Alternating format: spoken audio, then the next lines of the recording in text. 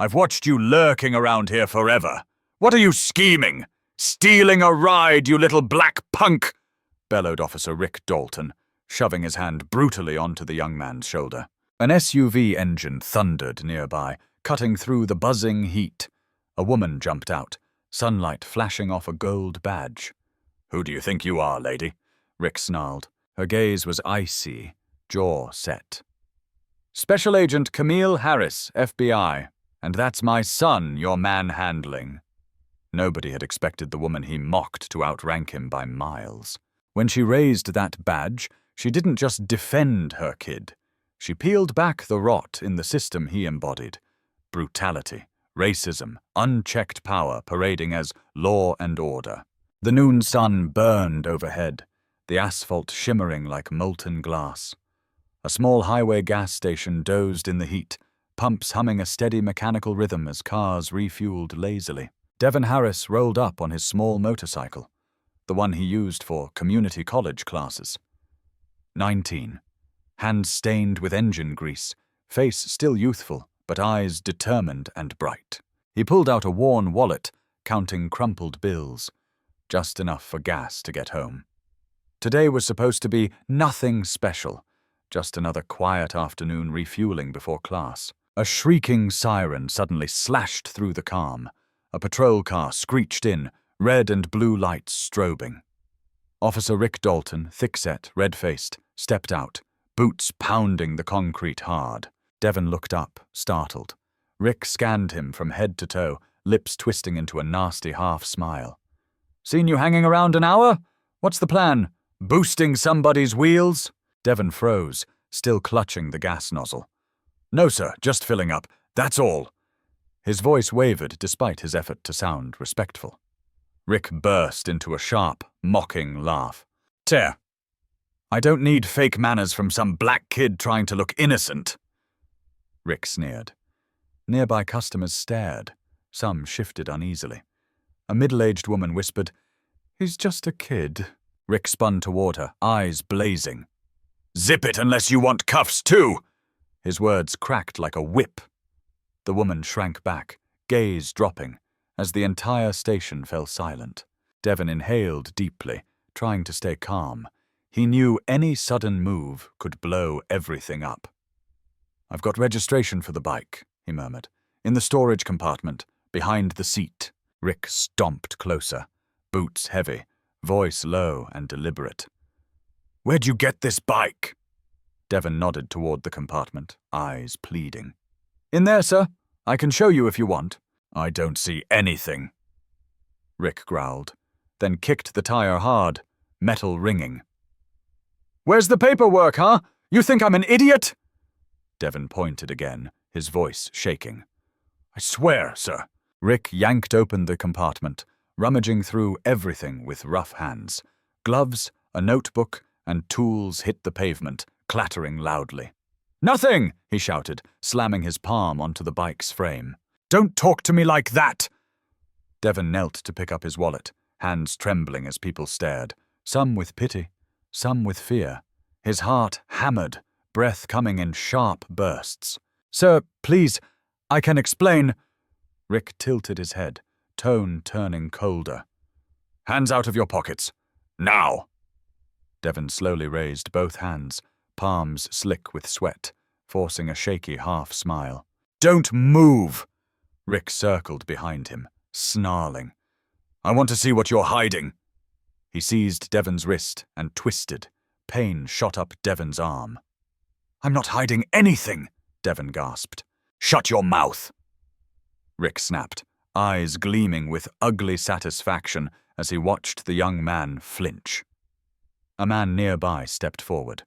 "That's enough, officer. The kid didn't do anything." Rick rounded on him. "You want obstruction charges?" The man's courage evaporated. He backed away, head bowed.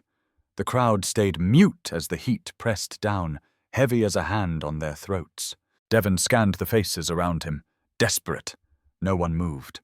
Only the whisper of the pumps and the burning air seemed alive as Rick squeezed his wrist harder, making him hiss. "I know your type," Rick murmured, breath stinking of stale smoke. "You expect me to believe you're innocent?" Devon blinked against forming tears. I just want to get to campus. My mom bought this bike. Your mom, huh? Rick snorted. Bet you weren't really raised at all. Shame flooded Devon's face. Please, sir. Stop! Rick twisted again. Devon cried out, knees slamming onto scorching pavement. Stop resisting, punk!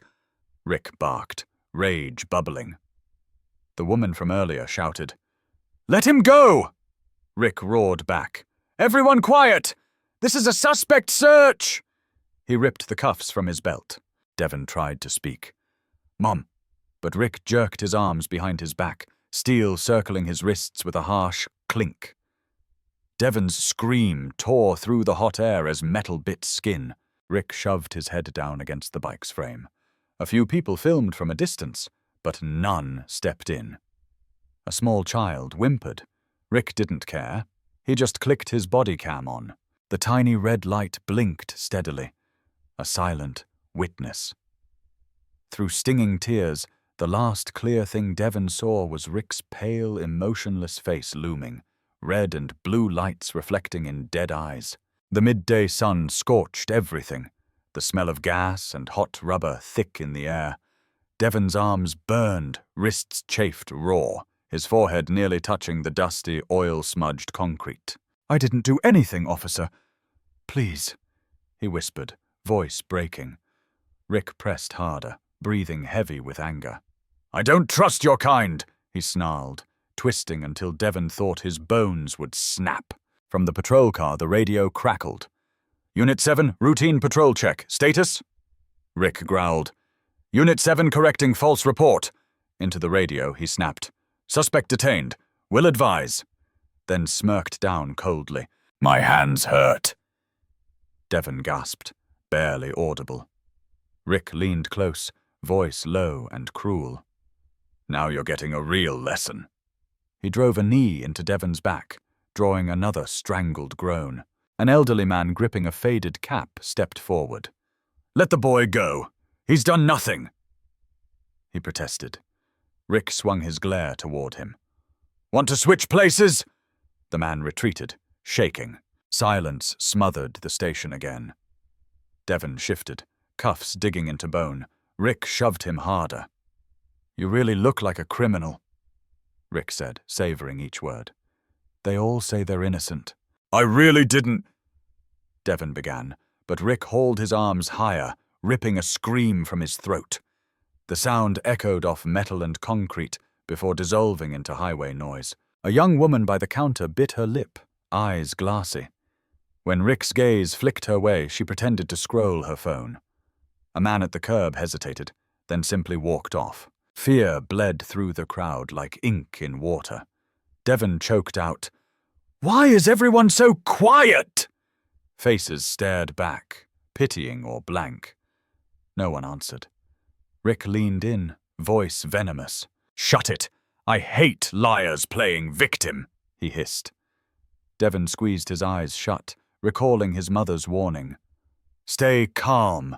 Don't argue. He fought back sobs, but ragged breaths betrayed his terror. Rick jerked him upright, dragging him against the car again. Where do you go to school? Got a record? Devon stammered. Community college. I've never been in trouble. Rick snorted.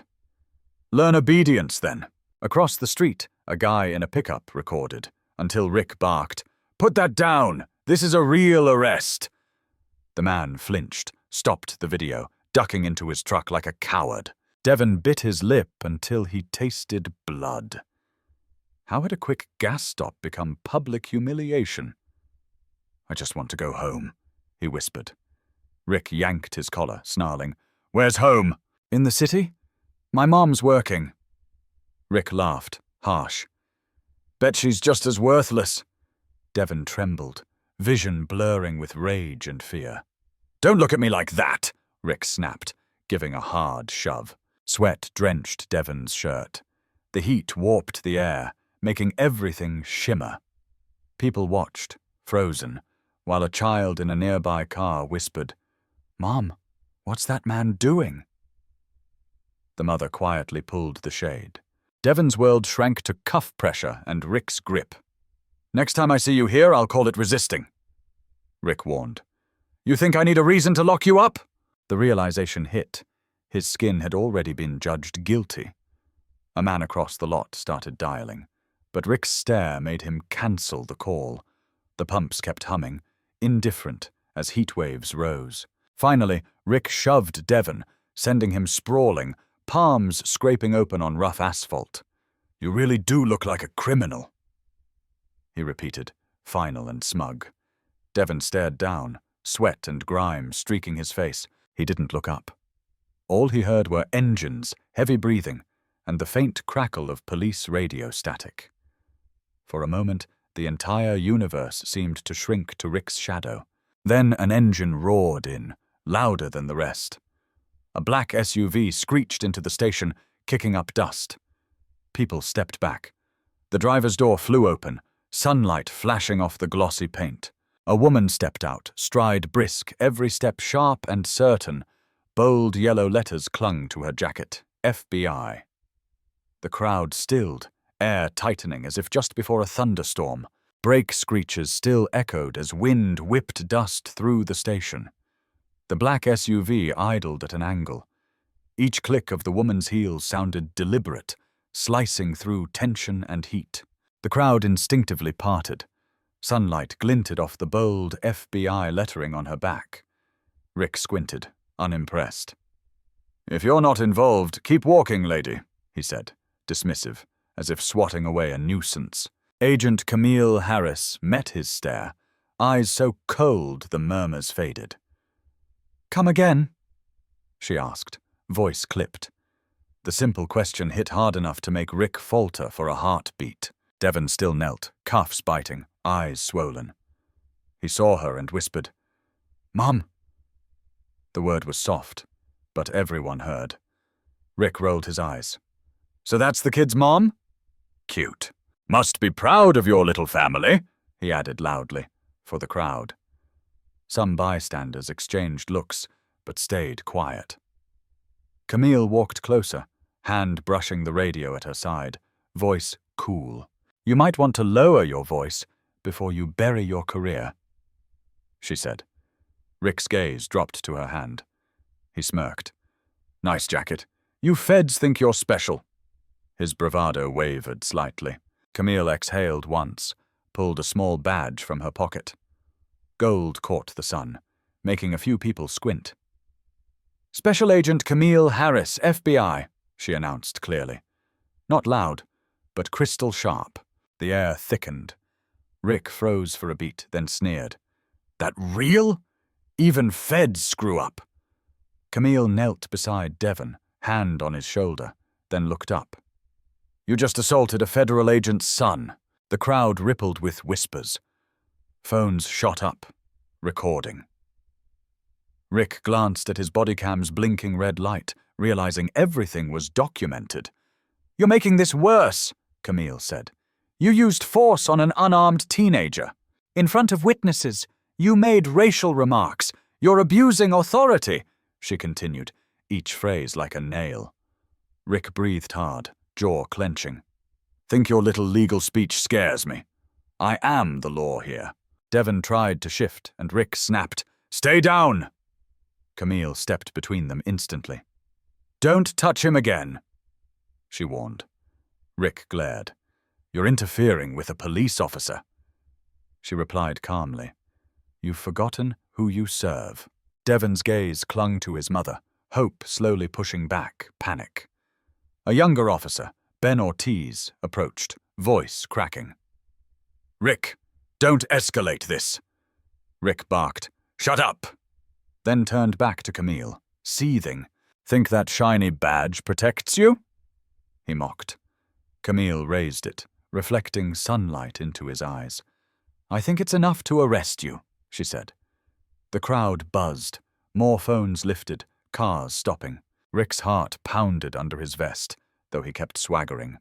"What authority do you have here? This is my jurisdiction. I arrest whoever I suspect."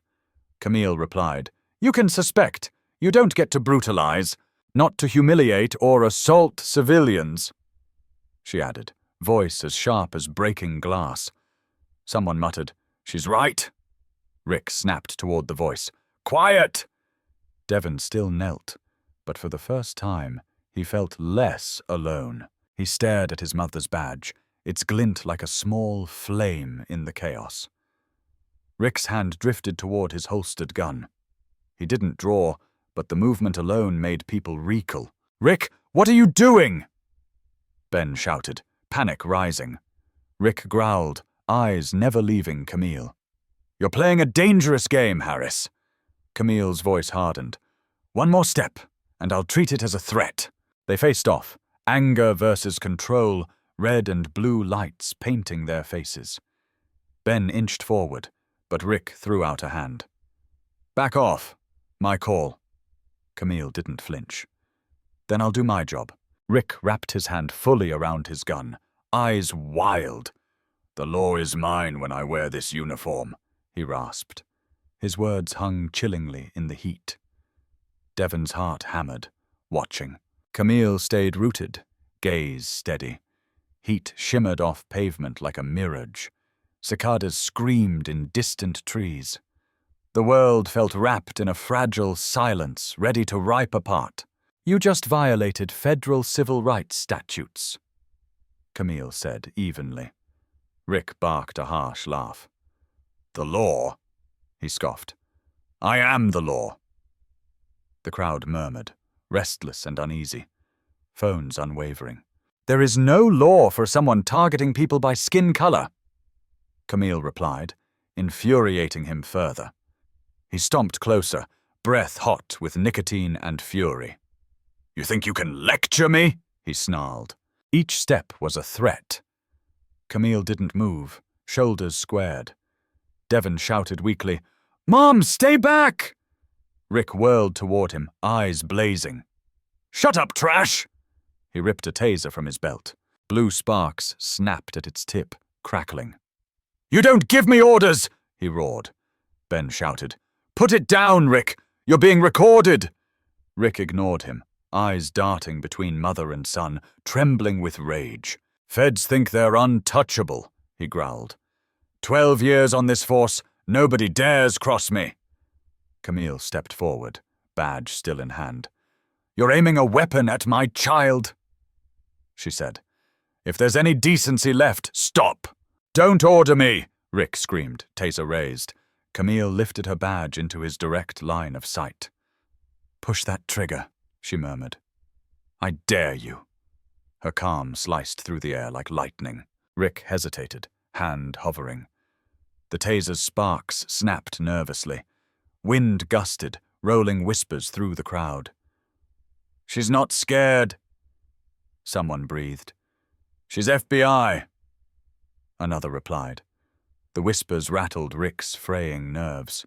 He stepped forward again, taser still up, sweat sliding down his temple.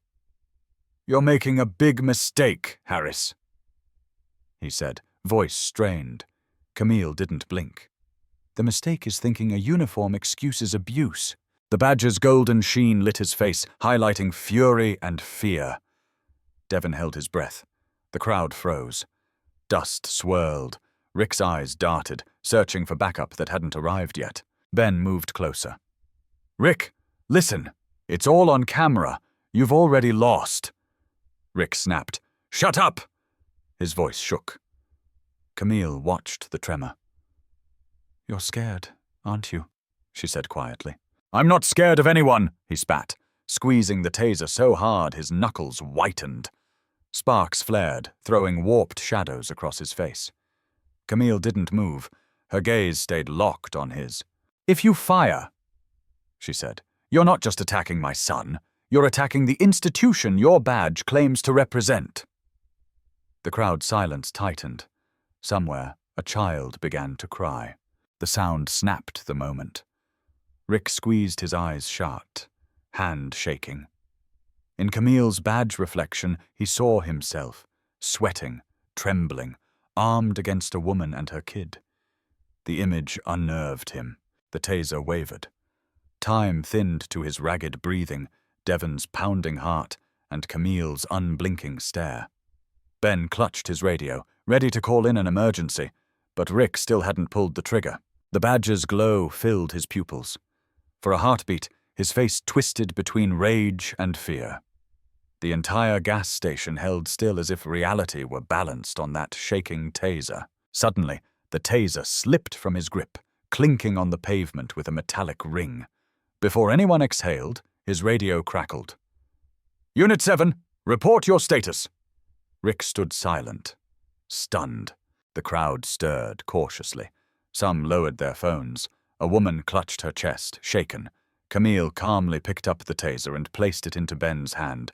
He gripped it tightly, shirt sticking with sweat. "Rick," Camille said slowly, "answer that call, or I will." He stared at the ground, jaw ticking, arms hanging limp.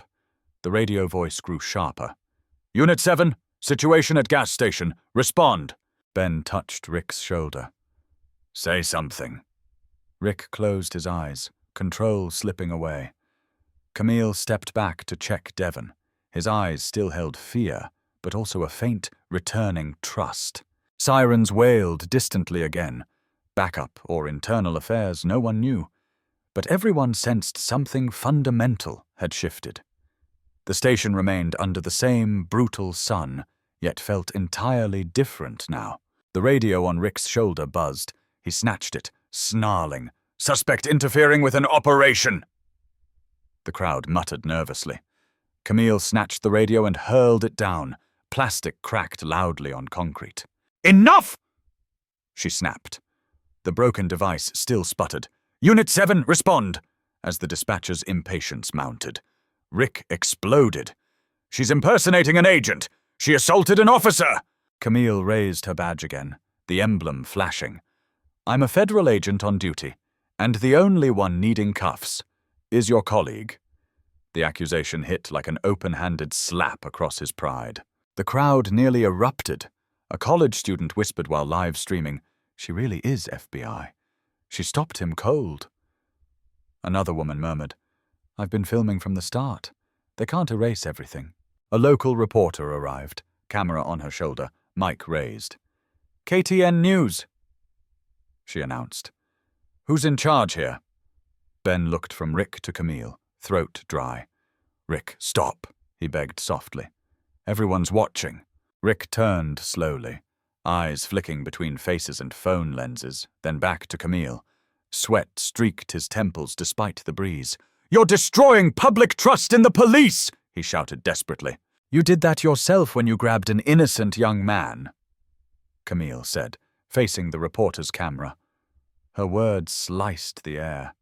The crowd hushed as if someone had muted the world. Whispers followed, sharper than shouts. "She's right," a woman murmured. "He's not protecting anyone." A man near Ben muttered, "He's a threat, not a cop." Rick suddenly looked exposed, stripped of his armor. Devon watched his mother, the noon light reflecting from her badge like a shield.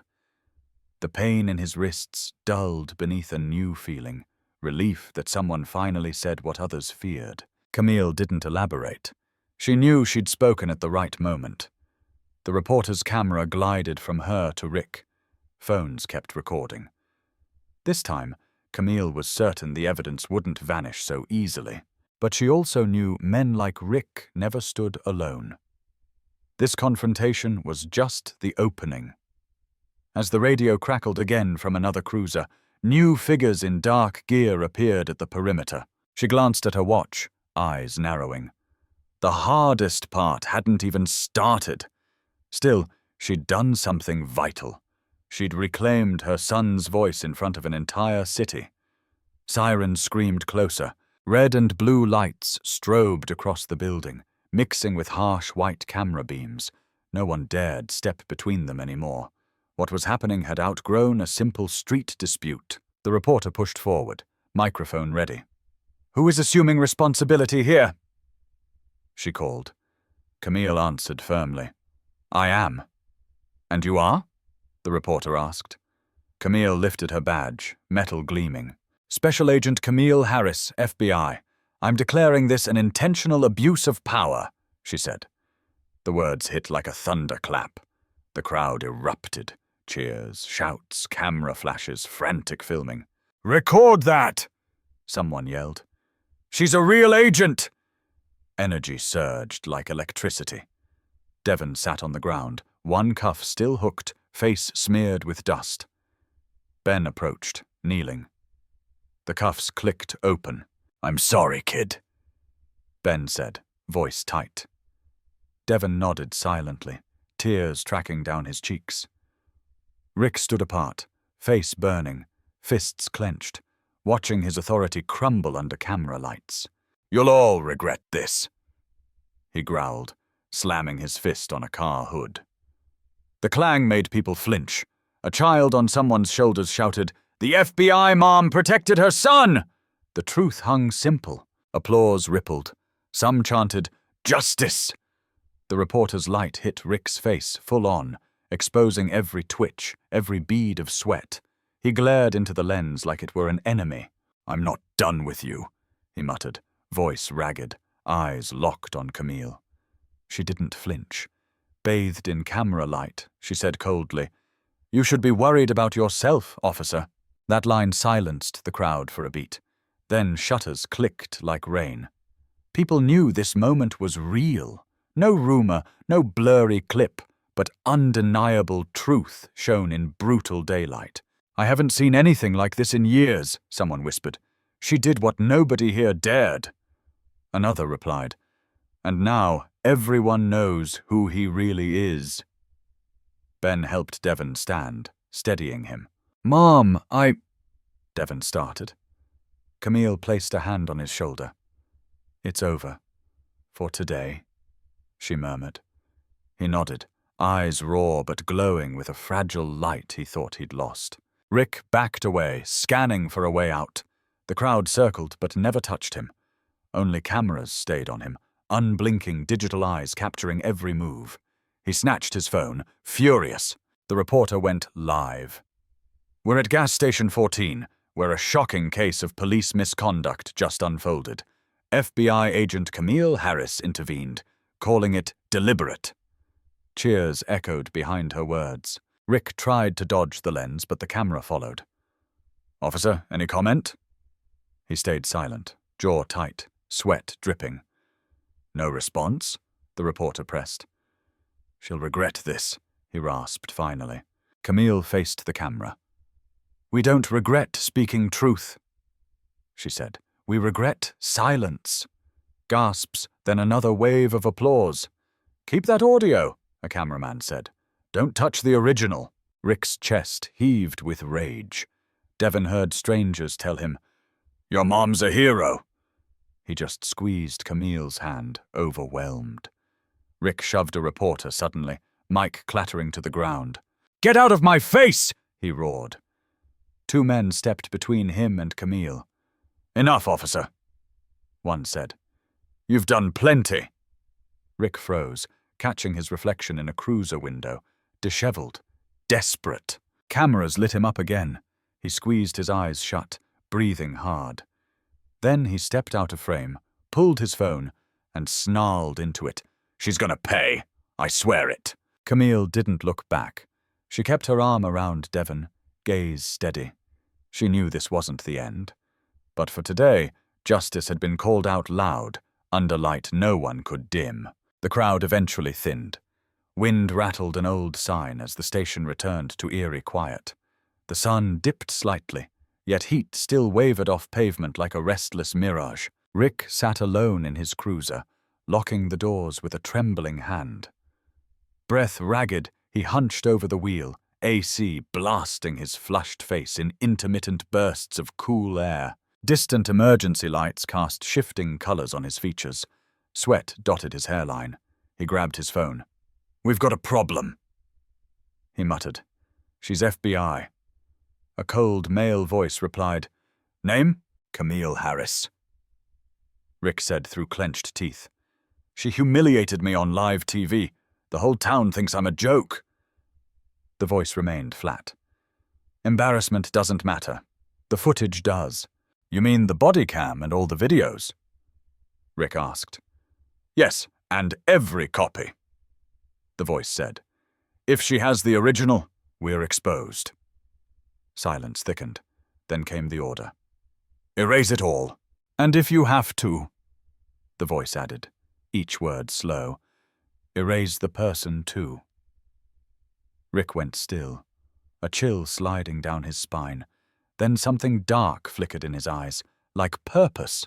Understood, he rasped. I'll handle it. Good.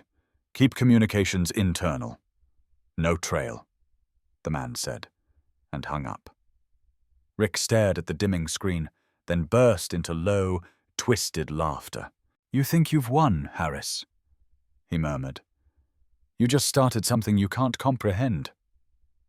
He started his engine, then killed it, dashboard lights throwing strange shadows across his face. He thumbed through contacts, stopping at a name. Langley, need cleanup. Tonight, maybe, he said when the call connected. Footage, data, and the witness. The voice replied coolly. Same protocol?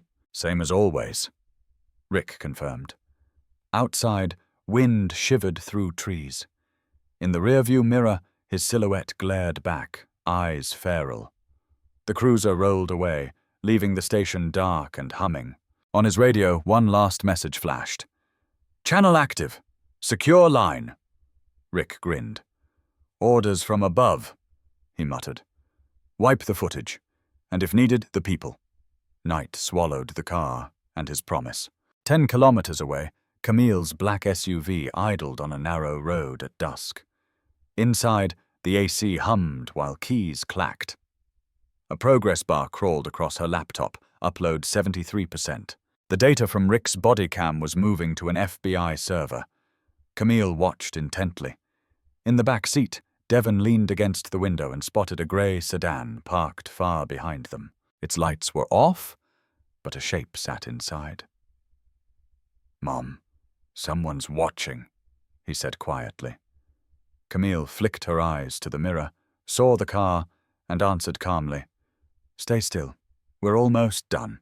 The bar jumped to 77%. Just as she prepared the final command, a red alert slammed across the screen. Unauthorized access detected! Camille frowned, opening a second window, fingers flying over keys. Lines of code streamed, then froze on an internal IP address. Someone inside is wiping the data, she muttered.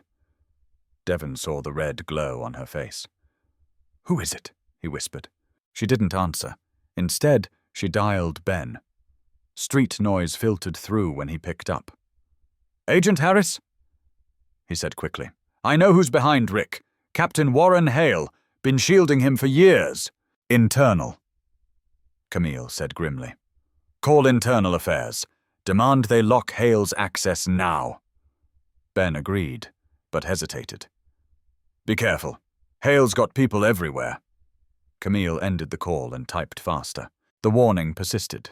The screen flickered, then went black. The file, bodycam unit7.mp4, vanished. Camille exhaled sharply, sweat beading at her hairline. She immediately opened another secure channel on her phone. Technical verification unit, an automated voice said. Confirm identity. Special Agent Camille Harris, code Delta 479X, she responded. I'm reporting unauthorized access. A mechanical male voice replied, flat and unnerving. Agent Harris, your system access has been suspended. Cease all activity immediately. Camille's chest tightened. Suspended? For reporting misconduct? The voice stayed cold. Pending investigation.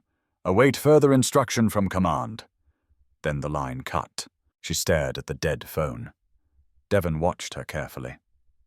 They're protecting each other, aren't they? He asked, disappointment heavy in his tone. Camille turned to him, eyes soft but resolute. Listen, she said, squeezing his hand. We have a backup on the external drive. Evidence doesn't vanish easily, not if we plan ahead. Devon nodded, though his eyes drifted to approaching lights. She unplugged the hard drive, slipped it into her jacket. 2 headlights grew closer in the mirror. A grey sedan rolled nearer, then stopped across the road. 2 tall figures stepped out. Camille recognized the insignia on their jackets. Internal Division. She knew they weren't her allies. "Stay quiet. Don't look out," she whispered. She unlocked a backup phone, starting another upload to a hidden server. The progress bar climbed 12%, 27%, then froze as the signal dropped. The screen flashed red and went dark. "They're jamming us," she said. Devon's fingers tightened on the seat edge. "They want us silent." Red and blue lights flickered on the sedan's roof, painting ghostly colors on their windows. To Devon, those lights no longer meant safety, just warning. "If anything happens," Camille said, "take the drive to Agent Grant. Federal Center downtown, remember?" Devon swallowed. "Grant, Federal Center, I got it." A siren wailed outside as the two men strode closer. Camille started the engine. Headlights flared against the dark road.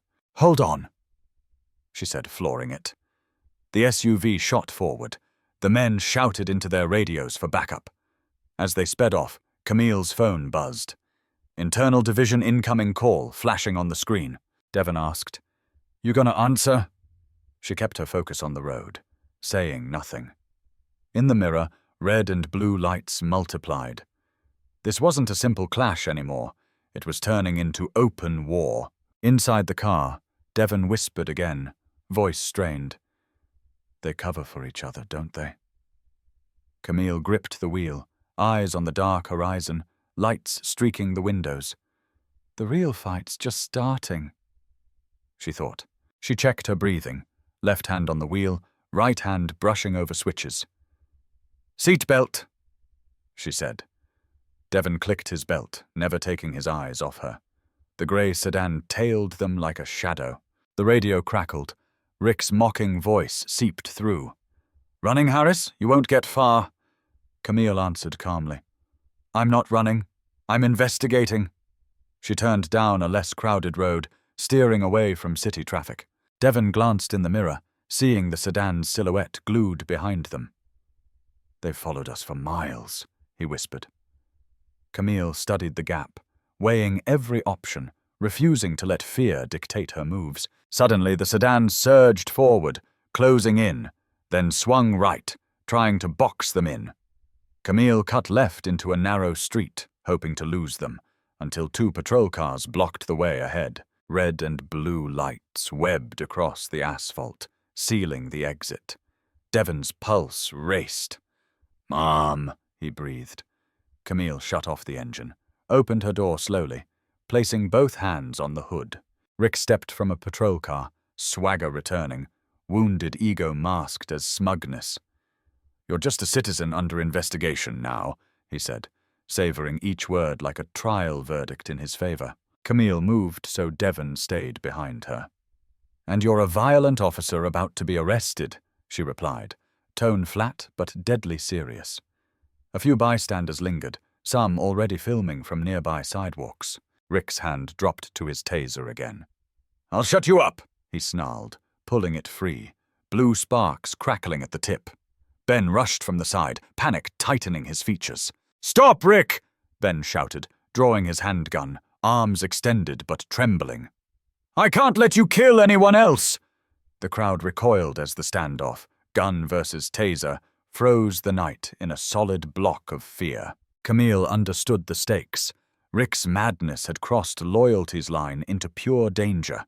Sweat slid down her temple. Rick glared at Ben. "You betrayed me!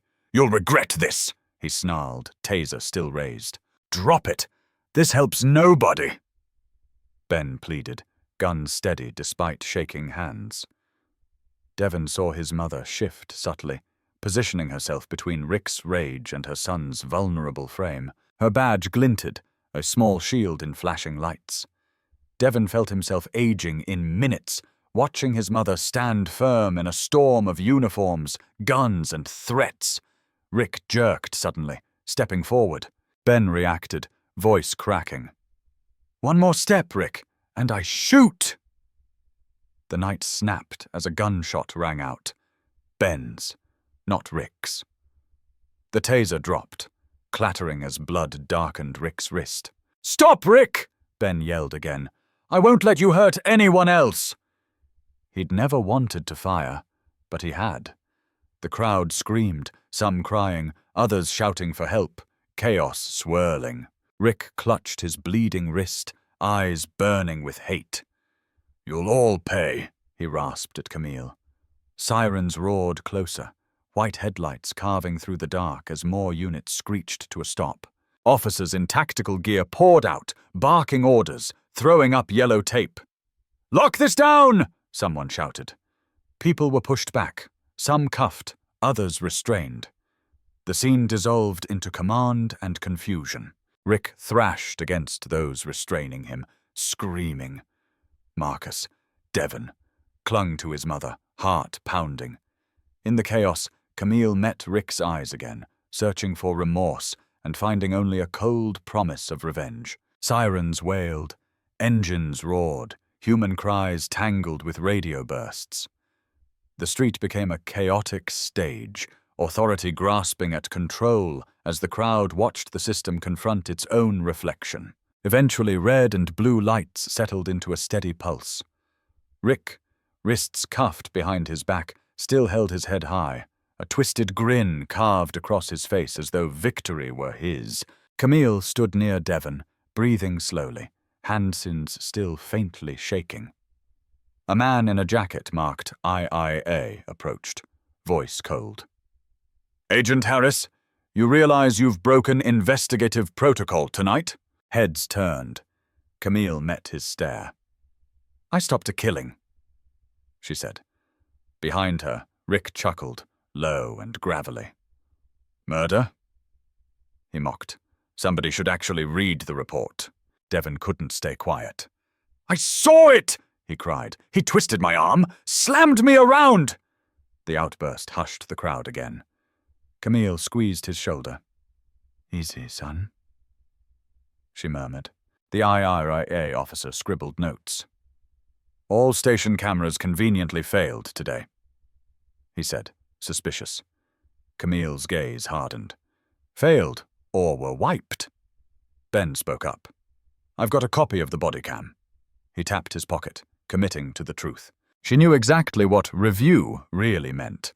Give internal investigations a few hours and the footage would be wiped clean, like that gas station horror never existed. Officer Rick Dalton was loaded into the transport van, cuffs biting his wrists.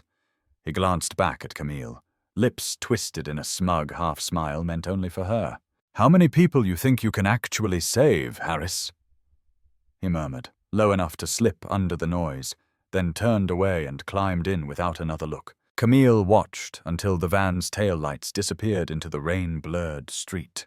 When she turned back, Investigator Ortiz from Internal Investigations was already waving everyone to clear out. Ben stepped close, voice barely louder than the patter of drizzle. "You can't trust ID, Camille. Hale's got his hooks in that office top to bottom." Camille gave the smallest nod, gaze distant but focused. "I know," she said quietly. "But they didn't grab everything. My SUV started auto-syncing the moment it pinged Dalton's body cam." She cut a quick look toward Devon and gave him a subtle signal to keep quiet. "We keep that backup safe long enough to reach the director. We still have a shot." Devon squeezed his mother's hand, finally understanding this had grown far beyond what happened at a lonely gas station. Fear flickered in his eyes, but so did a stubborn kind of pride. The ID inspector gestured sharply, and officers began tearing down the scene tape.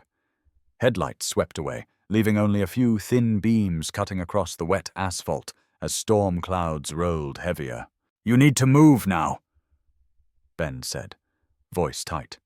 "If Captain Hale finds out you still have a copy, he's not just coming after your badge, he'll send people." Camille looked down the slick street, jaw set. "I'm not afraid of him," she replied. "I'm afraid of watching justice get rewritten again by men who think they own the system." Minutes later, as her black SUV pulled away, its headlights briefly caught the battered gasway sign, shining on the rain-darkened pavement. Devon leaned his forehead to the window, staring into the night. "Mom," he whispered, voice raw. "They're going to twist everything again, aren't they? turn you into the problem.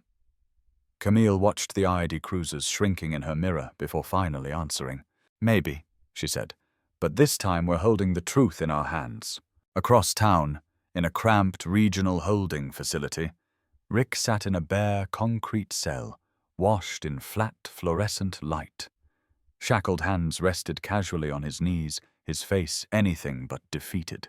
A young officer slid a battered desk phone through the slot.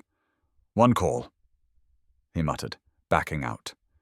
Rick lifted the receiver slowly, eyes gleaming like he'd been waiting for this moment.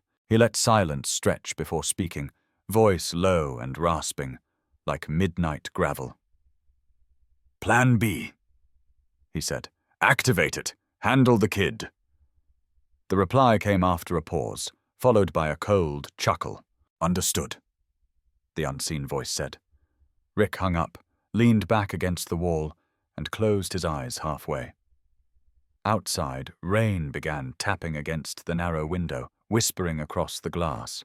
"You have no idea what's headed your way, Harris," he murmured, almost affectionately, like a curse disguised as a promise.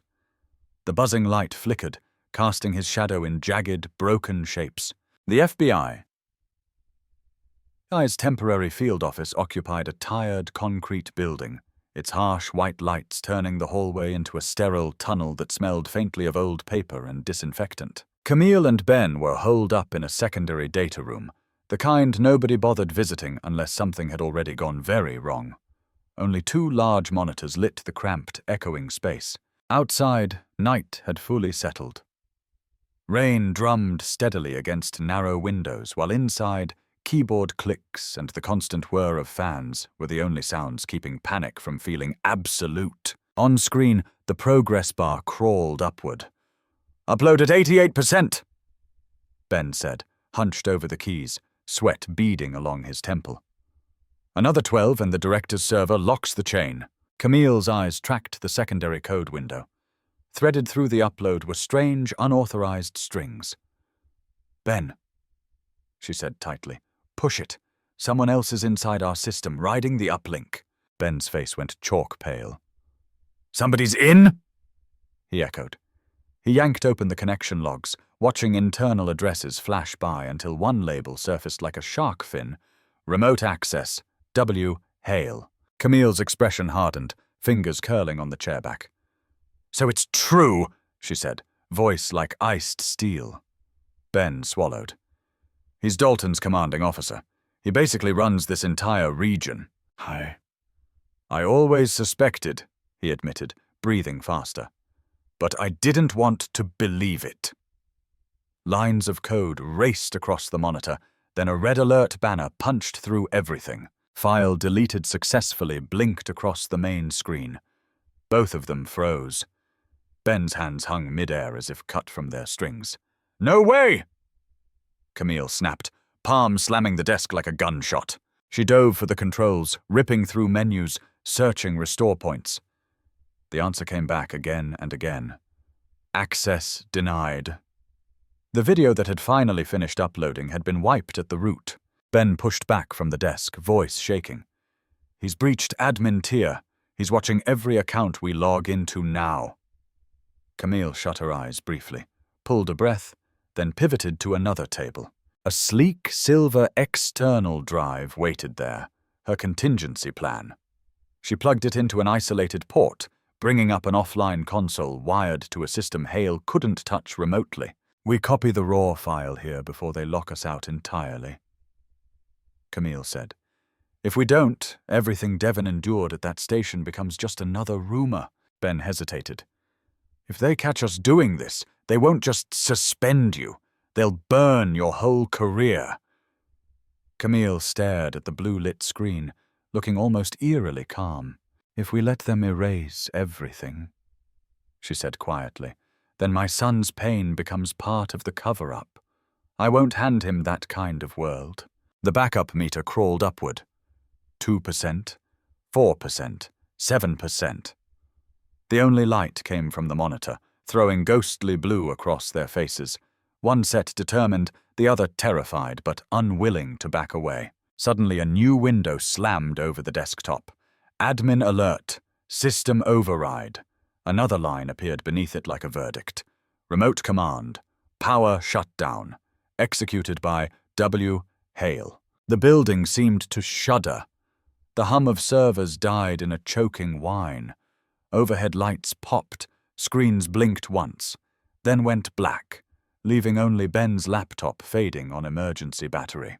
"He killed the power," Ben said, voice cracking. Camille ripped the drive free, jammed it into her coat pocket, and tightened her fist around it like she might never let go. "We're done here," she said. "Hale's sending someone in person." Rain pounded harder against the windows as they stepped into a hallway lit only by emergency strips buzzing a sickly yellow. Footsteps echoed from farther down, heavy, measured, not at all rushed. Camille stopped, tilting her head toward the sound. Ben's breath hitched as it drew closer, deliberate as a countdown. "Where do we hide?" he whispered. "He's got master keys for every door." Camille slid her Glock from her jacket, flicking the safety off in one smooth, practiced motion. "We don't hide," she said. "If we disappear, he writes the story for us." She nudged the door open. Weak emergency light spilled into the corridor, making every crack look like a fracture. The hall stretched long and narrow, bulbs flickering overhead. A silhouette appeared at the far end.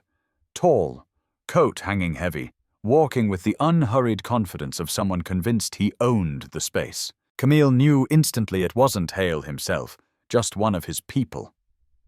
"Ben," she murmured, "if I give the signal, you run that drive to the old data center on level B." "What about you?" he asked, voice catching.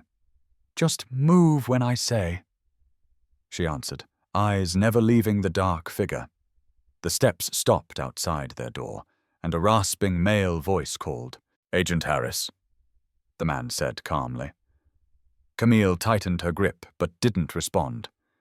"You know what happens to people who ignore orders from upstairs," he continued, tone almost conversational. Ben shook behind her, but Camille's voice stayed flat. "I know," she said. "I also know what happens when you stay quiet, while people like you gut the law from inside." Silence stretched. Then every light at the far end snapped off. Darkness swallowed the corridor, leaving only the sound of rain and two slow approaching footsteps. Camille spun to Ben. "Go. Now." He clutched the drive and bolted in the opposite direction. Camille pressed herself against the wall, gun raised toward the sound, advancing through the dark like a closing trap. The last glow from the office behind her died. Fans wound down to nothing. The storm hammered overhead while a single door creaked open at the hallway's end, spilling a knife-thin beam of light. Everything went still. Camille's heart pounded, but her breathing stayed even. One thought repeated in her mind: protect the evidence, at any cost. Fear no longer had a place here. The PA crackled alive with an emotionless voice. "All personnel evacuate. Security sweep in progress." The timing was wrong. Too sudden.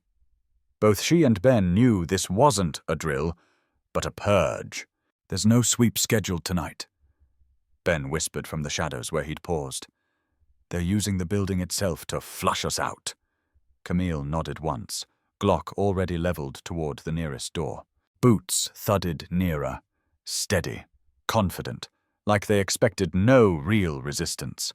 A harsh beam cut across frosted office glass while another voice barked, "Confirm Harris's position.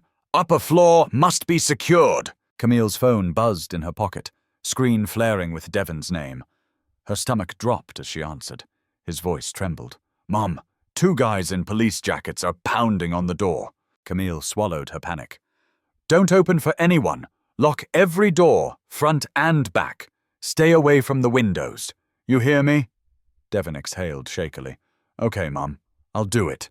She slid the phone away, a sharp flash of worry in her eyes before they hardened again. "They're splitting up," she muttered.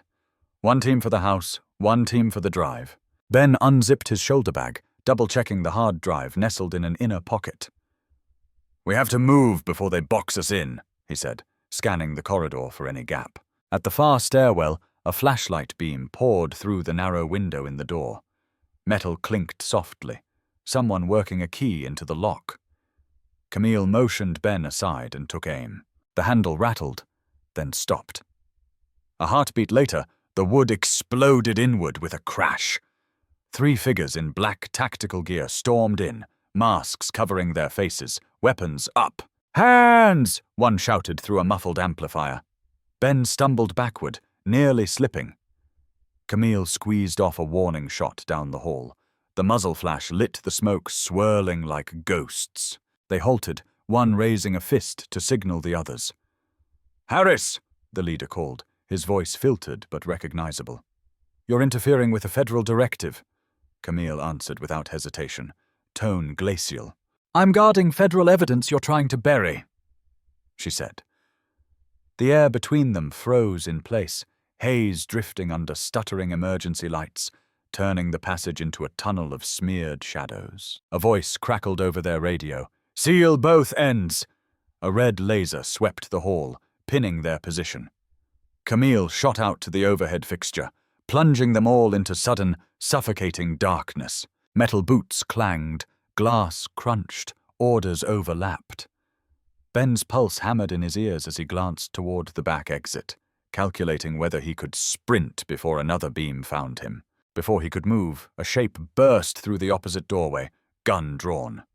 Camille reacted purely on training. Pivot, sight, fire. The shot cracked like thunder in the narrow hall. The figure dropped with a strangled gasp. Ben's shaky flashlight beam caught the face of the fallen agent, and both of them froze. It was Agent Kara Mitchell, Camille's former partner. Blood bloomed across Kara's chest and shoulder, soaking through her tactical vest. Camille fell to her knees, hands shaking as she pressed toward the wound. "Kara," she breathed, voice shattering. Kara's eyes fluttered open, clouded with pain. "Hale knew you'd push back," she whispered. "He's been setting this up for months." Camille leaned close, urgency flattening the tremor in her voice. "Then give me something I can use," Camille said. "I need proof he orchestrated this." Kara coughed, fingers digging weakly into Camille's sleeve, fighting for every word. "It's in Phoenix," Kara rasped. "The black server. That's where he launders the records, wipes excessive force cases, rewrites files. Anyone who questions him becomes unstable in the system." Ben went rigid at the name. "Phoenix is supposed to be off-limits," he said. "Only executive clearance touches it." He looked at Camille, horror and reluctant understanding mixing in his eyes. "He uses it to erase everything," Kara managed. "Every brutality report becomes necessary force. People like you get flagged as volatile. Without the Phoenix key, you'll never prove it." "Will you testify?" Camille asked, voice barely above a breath. "We can bring him down if you go on record." Kara shook her head faintly, lips pale. "I'm out of time," she whispered. "He already marked me. I only pulled fragments. Logs, partial traces, not enough without the key."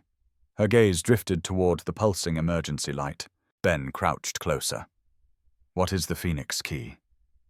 She turned toward him, her words thin as smoke. "High-tier decrypt code. Hale didn't store it online. He hid it somewhere no one would suspect." Camille squeezed her hand. "Where?" Kara's eyes fought to focus, voice dropping so low only Camille could hear. "He embedded it in Dalton's badge, encrypted to his DNA. If Dalton dies—" "The fail-safe wakes automatically," she wheezed. "Hale will do anything to keep it from falling into the wrong hands."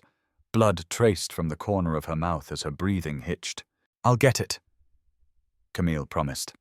"I'll drag everything into the light." Kara's mouth curved in the faintest smile. "Phoenix isn't just storage," she warned. "It watches. Everyone who touches it gets tagged." Sirens wailed closer outside, throwing red flashes through shattered glass. Ben peeked toward the street. "Hale's units," he said. "They traced our power spike." Camille's eyes flooded with pained resolve. "We have to move," she told Kara. "I'll come back for you." Kara tightened her grip one last time. "Don't come back," she whispered. "Just make sure this doesn't die with me." Her hand slipped from Camille's, hitting the floor with a soft, final thud. Camille closed Kara's eyes gently, pressing her palm to her partner's forehead. "Rest," she whispered. "I'll finish this." Ben bowed his head. Outside, boots pounded and radios crackled. Camille scrubbed her phone's tracking, switched to stealth mode, then pointed toward the basement access. "Service corridor," she said. "They won't expect it." Ben hesitated, glancing at Kara's still form bathed in the greenish emergency glow. "She deserved better than this," he murmured. Camille didn't answer, only tightened her hand around the hard drive. Their footsteps echoed down the stairwell, mixing with the storm and distant sirens. A door slammed open above them, wind knifing through with the smell of wet concrete and exhaust. As they slipped through a narrow maintenance passage, Camille cast one last look back. A small slip of paper had fallen beside Kara, drifting to the floor like a final message. Camille jogged back, scooped it up, and scanned the rushed handwriting. Phoenix key. Dalton's badge. She tucked it into her inner pocket, eyes sharpening with a new, icy determination. "Hale thinks he's erased every trail," she murmured. "He just left his first footprint." Ben watched the flickering emergency light paint jagged shapes across the stairwell as they disappeared into darkness. Outside, engines revved, and red-blue beams sliced across cracked concrete. Camille's shadow blended with the rain-soaked alley as she and Ben vanished down the service tunnel, carrying the last clean copy. On the table beside Kara's body, a radio lay sideways, hissing. "Sector B clear," a distorted voice announced. "Next target, Harris. Hale wants closure tonight." The storm swallowed the words. The night smelled of gasoline and wet metal. On the fringe of an abandoned industrial lot, Camille killed her headlights and let the SUV roll to a stop between dust-coated vehicles. For a moment, the silence was so complete she could hear Devon's breathing in the back seat. In the distance, another engine's light cut across a rusted chain-link fence. She recognized the silhouette stepping out. Rick Dalton, still wearing his old patrol jacket, badge removed but posture unchanged, like he believed the uniform alone still made him untouchable. Headlights carved his face into halves, one illuminated, one swallowed in shadow. "Takes guts coming here, Harris," he rasped, mocking. Camille opened her door and stepped out, never breaking eye contact. "I'm here for what belongs to the law," she said coolly. Dalton laughed, bitter and amused. "The law? You've been suspended, stripped of access and trust. You're a ghost with a gun." Devon watched from inside, seeing his mother's silhouette framed in the dim glow. "I'm scared he'll hurt her," he whispered. Ben, in the passenger seat, answered without taking his eyes off Dalton. "Your mom knows exactly what she's doing," he replied. Camille glanced back briefly. "No, kid," she called. "This time, we end it." Dalton stepped forward, light catching the empty space on his chest. "Heard you chatted with Kara," he said casually. "Shame. She used to know which side to stand on." Camille's expression tightened. "You had her killed," she said. He shrugged. "Didn't have to lift a finger," he replied. "People who cross certain lines usually trip themselves." Ben stepped out, rain clinging to his jacket. "Rick, hand over the key. Hale won't shield you forever." Dalton's eyes slid to Ben, his smile turning venomous. "I don't talk to traitors," he hissed. "You were in my unit. Now you're holding hands with internal affairs' favorite problem." Ben's voice stayed level, though his hands shook. "I stand with the truth, and you know exactly what you did." Dalton's laugh bounced around the empty lot, sharp and ugly. "Truth?" he scoffed. "Truth belongs to whoever controls the report. I've watched idealists like you gamble everything on one shaky video. Then Phoenix buries it, and the world forgets." Camille stepped closer, eyes like live wire in the headlight beam. You went too far this time, Rick. You brutalized my son, abused your badge, threatened witnesses, turned on your own. Dalton smirked. Still preaching, Harris. Righteous, stubborn, blind. You actually think the truth wins? The wind hissed through abandoned cars, carrying the smell of rust and burnt fuel between them. Devon cracked his door and called, "Mom, please be careful." She motioned for him to stay put, then lowered her voice, colder now. "I've got nothing left to lose, Rick. I'm here for the key. The Phoenix key," she added. He flinched just slightly, then snorted. "You don't even understand what you're asking for," he said. "Even if you somehow got it, it's useless without me. It's blood-locked," he explained. "Bound to my DNA. When I die, it shuts itself down." Ben stepped in, urgent. "We don't need your blood, just the authentication. Hand it over before everything collapses."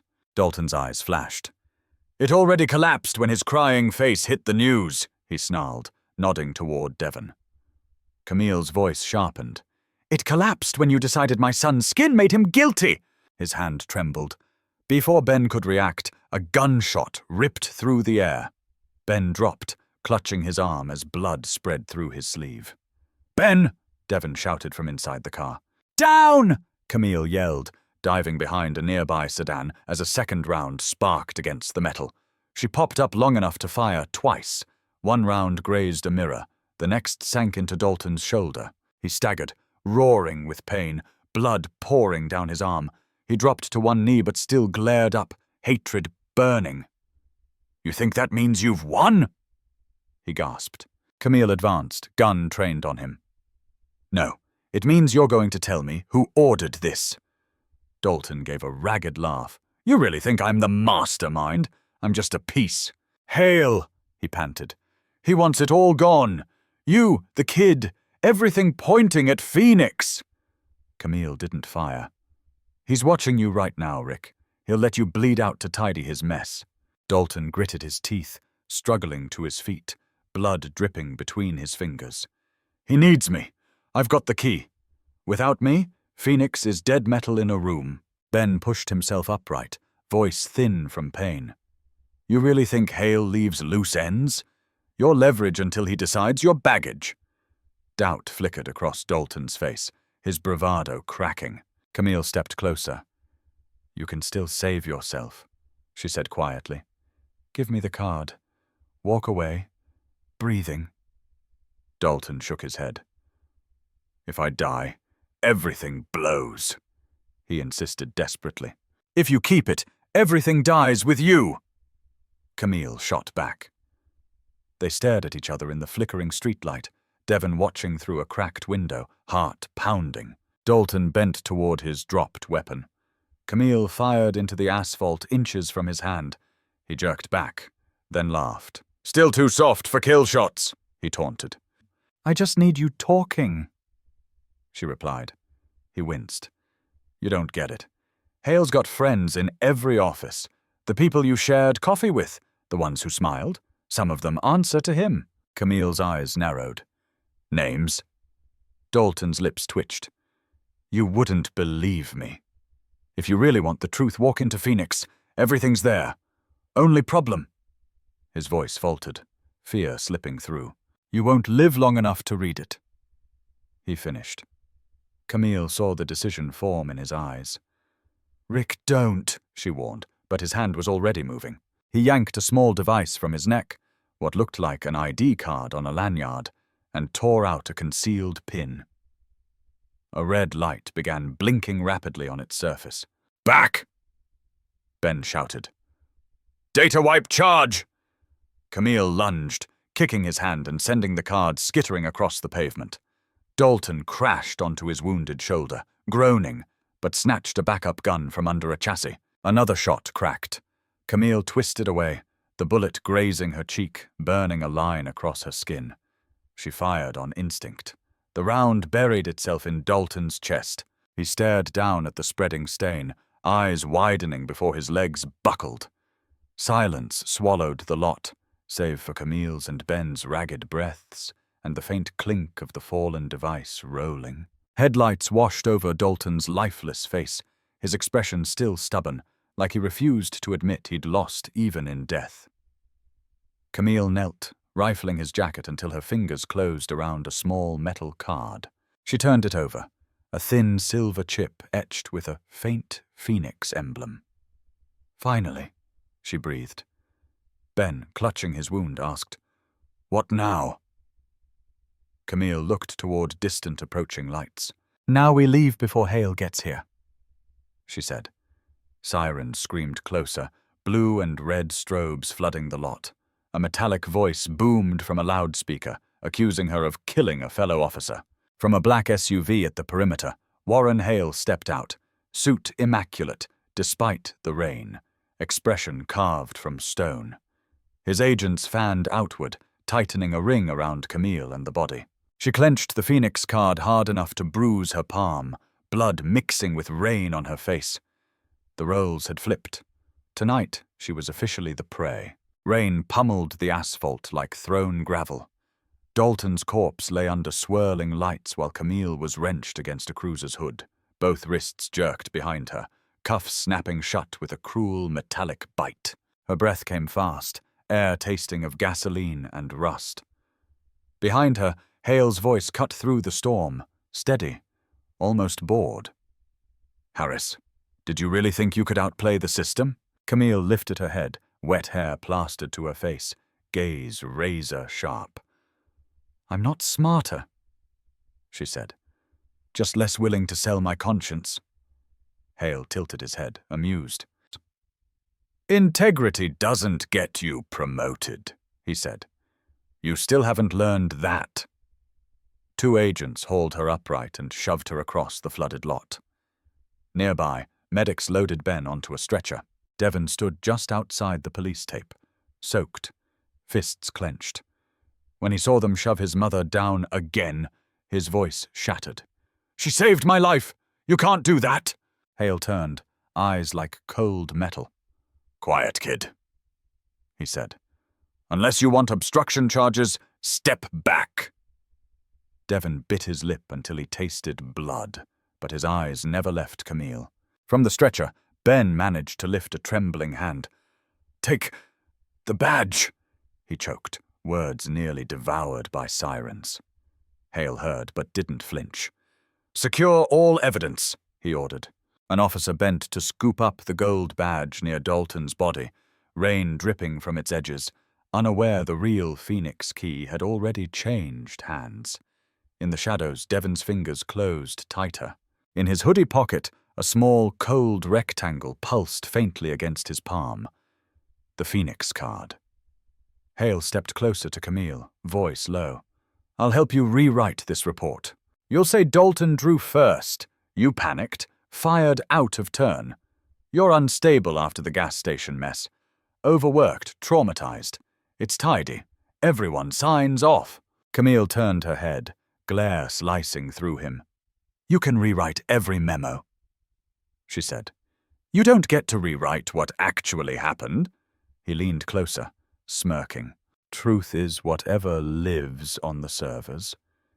Hale murmured. "You just lost your keycard to reality." Agents dragged her toward the armored van, boots splashing through Dalton's blood-stained puddles. Hale motioned to his techs. "Sweep everything. Every phone, body cam, dash unit, traffic cam, collect and scrub. I want this lot cleaner than a lab by sunrise." Marcus, Devon, remained at the edge, shaking, watching them shove his mother into the van. She looked back once, face calm, eyes telling him everything. Stay quiet. Protect the card. He gave the slightest nod, biting down until his jaw hurt. Engines roared as the convoy pulled away. Headlights flashed across his face one last time before vanishing into the storm. The lot fell oddly quiet afterward. Hale buttoned his coat, gaze following the disappearing vehicles. A younger agent approached. "Sir, is arresting her smart? She's still a senior special agent." Hale's reply came cold. "She's a liability. People who start believing justice belongs in their own hands eventually point their weapons at everyone. I'm protecting the institution. What about the Phoenix key? The agent asked softly. Hale's lips curved. It disappears with her, he said. Then he turned and walked off into the rain, dark coat dissolving into the night. Inside the transport van, Camille sat between two agents, cuffs biting into her wrists. Streetlights strobed across her face in pale flashes. She stared forward, thinking only of Devon's eyes. In the far corner of the parking lot, where one last patrol light blinked, Devon knelt, shaking, and opened his fist. Cold rain splashed over the Phoenix card's faint glow. He studied it for a long, terrified heartbeat, then slipped it inside his jacket. I'll keep your promise, Mom, he whispered, voice swallowed by thunder. Lightning flared, hardening his expression.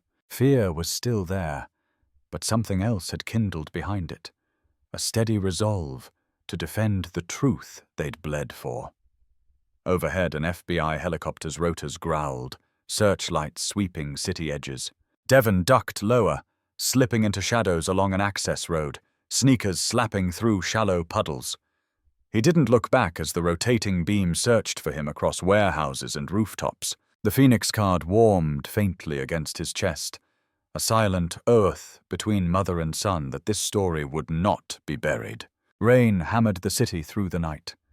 Streets glistened under cracked lamps, and in the narrow alleys behind the detention complex, a lone figure sprinted through sheets of water. Devon gasped for air, hand jammed against his jacket pocket, where the Phoenix key bounced with each step. Mom said to believe in justice, he muttered. Guess it's my turn now. Loudspeakers crackled over the storm. All units be advised. Black male at male, late teens, red jacket, wanted in connection with the West Side shooting. Consider armed and dangerous. The words stabbed right through him. They think I'm the criminal, he whispered, scanning for any escape. Patrol headlights swept intersections. He slid between two buildings, the smell of trash and leaked oil heavy in the air. Each time a flashlight beam passed, he pressed himself against cold brick, body shaking. Stop! Someone shouted. A blinding light hit his face. Devon hurled his backpack aside and vaulted a rusted fence. Metal screamed as his jacket caught and tore. He crashed onto concrete, knees exploding with pain. Kid, stop! Another officer yelled, a warning shot cracking overhead as Devon disappeared between warehouses. The rain came harder, a nearby streetlight flickering, then dying completely. Sirens echoed off stacked cargo containers. Devon clutched the card, chest heaving, pushing forward through the maze of steel and shadow. His cheap burner phone buzzed violently in his pocket. He flinched, checked the cracked screen. Ben Ortiz. He answered, voice barely steady. Ben, he breathed. Ben's voice rasped through static. I've got your location, kid. Listen, head north past the docks, freight trains prepping to roll. If you board it, they lose your trail. What about my mom? Do you know where she is? Devon asked. Silence stretched. Then Ben answered, voice frayed. She's alive for now. You're the one carrying the key. Don't let anyone touch it. Not even uniforms. Got it? Ben pressed. Got it, Devon whispered, hanging up. He shoved the phone away and ran harder, every horn and shout making his muscles coil. Figures in dark raincoats crossed ahead, flashlights cutting through the mist. Police radio chatter bounced off wet pavement. Suspect heading toward North Docks. Block all exits. Do not let him reach the tracks. They're not catching me, Devon told himself. He cut through a half-empty lot, boots splashing through puddles. Patrol lights glittered on broken glass as officers spilled from their cars behind him. There he is! Someone shouted. Devon veered into a narrow passage beside a warehouse. Wind slapped his face, sirens swelling. Beyond stacked containers, he saw the dock lights glowing faintly.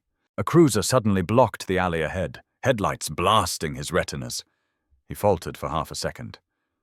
If I stop, I'm done, he thought, then barreled forward anyway. A shrill whistle blew. An officer yanked his door open, yelling, Stop right now! Devon cut right toward a low fence. He sprinted, threw himself up, shoulder slamming the top rail, skin tearing. He tumbled to the far side, pain flaring, but forced himself up and kept moving. Rain slicked the pavement, every step precarious as he dodged crates and rows of metal containers. Up ahead, he saw it. A freight train idling, engines rumbling, wheels beginning to turn. The horn wailed deep and long, echoing through the storm. "Come on!" he begged. Police cruisers converged behind him, lights strobing wildly. "Stop or we'll shoot!" a megaphone blared. Devon didn't slow. He tore down the gravel path, lungs burning, eyes locked on the last car. Stones skittered under his shoes as he grabbed the rear ladder. Momentum yanked his feet off the ground, slamming him against the metal. He scrambled, tumbling over a pile of tarped cargo. Pain screamed along his spine, but he stifled any sound. The train's whistle bawled again as it picked up speed, leaving red-blue flashes shrinking in the distance. Devon lay there, soaked and trembling, listening to steel wheels grind along the tracks like chains. Slowly he sat up, faint light leaking through seams in the boxcar. He pulled the Phoenix card from his jacket, its pale blue glow reflecting in his eyes. "I'll get you out, Mom," he whispered, voice shaking but sure. Somewhere above, rain hammered the roof. Footsteps moved from the far corner, slow, deliberate. "Who's there?" Devon asked. A tall man stepped from the shadows, eyes glinting. "You're Harris's boy," he said. "Name's Grant. Your mother once saved my life." Lesson 1. Justice is not automatic. For those of us in our 60s and 70s, watching Devon thrown on that hot pavement feels painfully familiar. Many of you remember separate water fountains, bus seats you were told not to touch, or neighbors stopped for looking suspicious. Officer Rick Dalton's rage shows that a badge alone doesn't guarantee fairness. Real justice still depends on who holds the power and how they choose to use it. Lesson 2. Courage travels in families. Camille didn't just flash a title. She stood in the storm for her child the way many of you once stood for yours. Her strength tells every grandparent and parent that protecting the next generation may mean challenging the very systems we were taught never to question. Lesson 3. The fight outlives us. Even after Rick is exposed, the Phoenix system reminds us corruption can hide behind polished offices and clean reports. Devon running into the night with that tiny card is every young person you love, carrying the truth you helped them believe in, long after your own battles should have been over. After hearing Camille and Devon's story, I'd love to know what you think. At your age, you've seen America change again and again, sometimes for the better, sometimes not nearly enough. Do you still believe that ordinary people, speaking up and standing together, can push back against abusive power? Or does it feel like the system always finds a way to protect itself? Please share a memory, a hope, or even a fear in the comments. And don't forget to like this video and subscribe so we can keep learning from one another.